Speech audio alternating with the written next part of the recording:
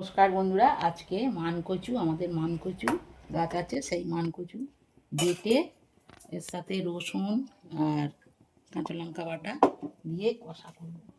কালো জিরে ফোড়ন দিলাম,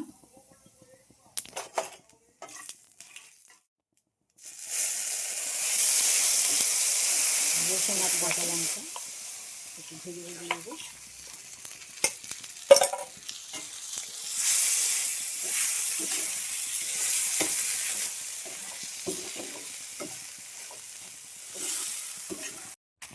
নুন দিয়ে দিলাম একটু, সর্ষের বাটা না দিলেও চলে, কালো সর্ষে। একটু সামান্য হলুদ দেবো,